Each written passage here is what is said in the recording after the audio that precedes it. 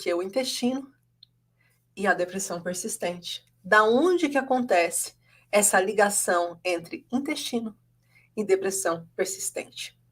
Eu falei para vocês sobre conflito de sobrevivência. Eu falei para vocês que o que está acontecendo é que esse paciente, ele teve o seu órgão de choque afetado. O que é um órgão de choque? É um órgão em que eu não consigo digerir a vida. É um órgão que faz parte da minha sobrevivência básica. Se um paciente ficar dias sem funcionar o trânsito intestinal, o que acontece?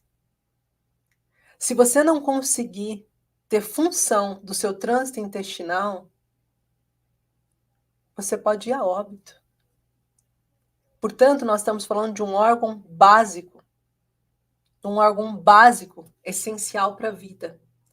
Então, quando a gente está falando sobre isso, no conflito de sobrevivência, esse choque biológico inesperado que acontece pode ter colocado essa percepção, essa incapacidade de assimilar essa situação que pode sustentar a depressão.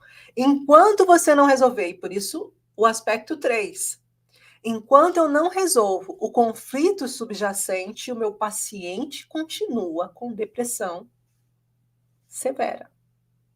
Enquanto eu não entendo o que está ali a base dele, porque ele ainda não entende. Terapeuta, o seu paciente ainda não entende. Quando você está com um paciente de depressão e você pergunta o porquê que você está com depressão, ele diz, eu não sei. O porquê que você está chorando, o porquê que você está triste, ele diz, eu não sei. Aí está a grande dificuldade da nossa sociedade conseguir olhar para um paciente depressivo. Eu estava vendo hoje uma reportagem do Zé Neto, que faz dupla com o Zé Neto e Cristiano. Ele canta uma música que eu adoro, até mas eu não lembro agora não, para cantar. Também não sou cantora, não ia ser bom. Mas ele estava falando sobre a depressão que ele está vivendo nesse momento. Aí a gente pensa, podre de rico, tá? Com músicas e músicas de sucesso, uma família que o ama, que está ali perto. Acredita em Deus? Que poderia dizer, porque as pessoas têm mania de dizer que quem tem depressão é porque não acredita em Deus. Aqui a gente entende que não é por não acreditar em Deus ou por acreditar que a depressão se desenvolve. Existem caminhos que facilitam. Quando uma pessoa entende que existe alguém maior lá em cima, essa força ancora para sair mais rápido e para não cometer atos piores, né? Mas é importante falar, ele tem tudo que ele pode ter para não ter uma depressão. E de repente, então, por que ter depressão? Porque os traumas emocionais que ele está vivenciando hoje precisam estar relacionados nos traumas lá do passado. E a vida dele, de certeza absoluta, que se eu sentasse com ele para atender ele e encontrar um monte de traumas anteriores, porque a depressão, a característica dela é traumas emocionais de acúmulo.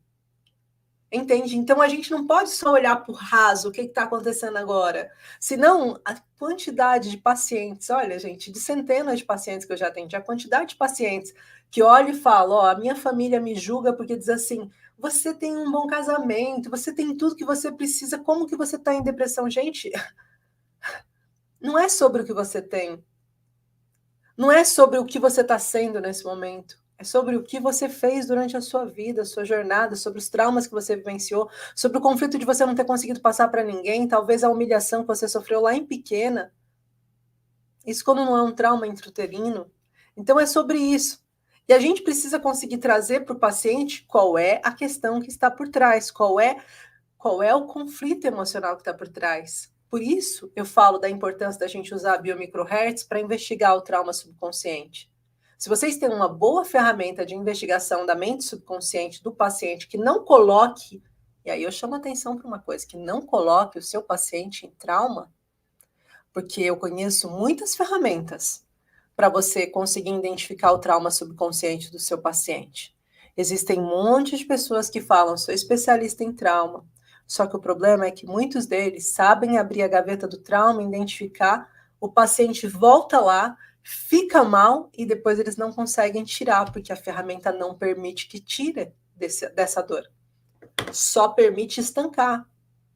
Só permite ir lá, colocar a mãozinha, mas continua vazando sangue. Então é importante a gente conseguir compreender isso, tá bom? É muito importante.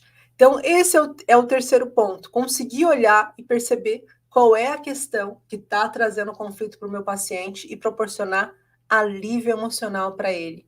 Que ele já tenha esse alívio emocional. E com o que vocês estão vendo aqui hoje, que eu estou partilhando com vocês, já vai ajudar muito, tá? Dificuldade que muitos de vocês encontram no tratamento e nas soluções que podem ajudar esse paciente. Aí eu quero trazer algumas coisas para vocês. Né? Dentro da minha formação, eu percebi que não adiantava só eu trazer um caminho que ajudasse o terapeuta a entender o paciente com ansiedade e depressão. Eu entendi que eu precisava trazer uma ferramenta que ele pudesse resolver mais rápido aquele caminho. E principalmente falando de ansiedade e depressão, o paciente muitas vezes não lembra o que colocou ele em ansiedade e depressão. Então precisava ter um caminho seguro, né? Mas eu percebi que todo esse caminho, ele ainda precisava de um plus. E qual era esse plus? A maior parte dos terapeutas não sabem o que fazer no pós-consulta. No que eu faço depois com o meu paciente? O que eu posso ajudar meu paciente? Até onde vai o meu trabalho como terapeuta que vou trabalhar com ansiedade e depressão? Então, eu disse hoje para vocês, no ponto 2, que o eixo intestino-cérebro, o nervo vago, quando o intestino está inflamado, com desbiose, esse paciente ele tem uma lenta recuperação. Então, uma das coisas que nós precisamos fazer é um tratamento nessa microbiota. Nós precisamos compreender de forma natural como que a gente consegue intervir na microbiota do intestino do paciente, porque essa microbiota ela não afeta apenas o intestino, não. Ela afeta o cérebro do seu paciente. Ela afeta outros órgãos, como o pâncreas, ela afeta outros órgãos aqui também, como o estômago, o esôfago do seu paciente. Então, ela vai interferir de forma direta em vários outros órgãos. Por isso é muito comum quando a gente encontra o ponto do intestino delgado aparecendo para a gente encontrar várias outras coisas, às vezes o duodeno, às vezes a gente encontra daí, como eu disse, o pâncreas, a vesícula biliar. Por quê? Porque o paciente está mal como um todo, não é só um pontinho, não. Às vezes tem mais outros pontos que estão reverberando. Então é importante a gente começar tratando esse segundo cérebro aqui. Esse segundo cérebro também precisa ser tratado. E foi isso que eu decidi fazer também.